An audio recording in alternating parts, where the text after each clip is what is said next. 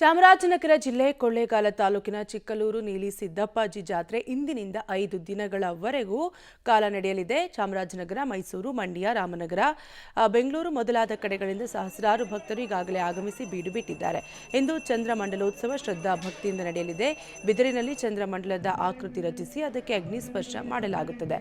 ಮೊದಲು ಉತ್ತರಾಭಿಮುಖವಾಗಿ ಉರಿಯುವ ಚಂದ್ರಮಂಡಲ ಜ್ಯೋತಿ ಕೊನೆಗೆ ಯಾವ ದಿಕ್ಕಿಗೆ ವಾಲುತ್ತದೆ ಆ ದಿಕ್ಕಿನಲ್ಲಿ ಈ ಬಾರಿ ಮಳೆ ಬೆಳೆ ಚೆನ್ನಾಗಿ ಆಗುತ್ತದೆ ಎಂಬುದು ಭಕ್ತರ ನಂಬಿಕೆಯಾಗಿದೆ. ಇನ್ನು ಜಾತ್ರೆ ಆವರಣದಲ್ಲಿ ಪ್ರಾಣಿ ಬಲಿ ನಿಷೇಧಿಸಿ ಜಿಲ್ಲಾಡಳಿತ ಆದೇಶವನ್ನು ಹೊರಡಿಸಿದೆ. ಜಾತ್ರೆಗೆ ಬರುವ ಭಕ್ತರು ದೇವಸ್ಥಾನದ ಸುತ್ತಮುತ್ತ ಬಿಡಾರ ಹೂಡಿ ಮಂಟೇಸ್ವಾಮಿ ಸಿದ್ದಪ್ಪಾಜಿ ಕಂದಾಯ ಸ್ಥಾಪಿಸಿ ಕುರಿ ಕೋಳಿ ಕಡಿದು ಕಂದಾಯಕ್ಕೆ ಮಾಂಸಾಹಾರದ ಎಡೆ ಇಟ್ಟು ಬಂಧು ಬಳಗದವರನ್ನು ಆಹ್ವಾನಿಸಿ ಅವರಿಗೆ ಮಾಂಸಾಹಾರ ಬಡಿಸುವ ಪಂಕ್ತಿ ಸೇವೆ ಮೊದಲಿನಿಂದಲೂ ನಡೆದಿತ್ತು. ಆದರೆ ಇದು ದೇವರ ಪಂಕ್ತಿ ಸೇವೆ ಹೆಸರಲ್ಲಿ ನಡೆಯುವ ಪ್ರಾಣಿ ಬಲಿ ಎಂದು ಪ್ರತಿಪಾದಿಸಿದ ಪ್ರಾಣಿ ದಯಾ ಸಂಘಟನೆಗಳು ಜಿಲ್ಲಾಡಳಿತದಿಂದ ಪ್ರಾಣಿ ಬಲಿ ನಿಷೇಧ ಆದೇಶ ಹೊರಡಿಸುವಲ್ಲಿ ಯಶಸ್ವಿಯಾಗಿದೆ. ಈ ಹಿನ್ನೆಲೆಯಲ್ಲಿ ಕಳೆದ 7-8 ವರ್ಷಗಳಿಂದ ಇಲ್ಲಿ ಪ್ರಾಣಿ ಬಲಿ ನಿಷೇಧಿಸಲಾಗಿದೆ.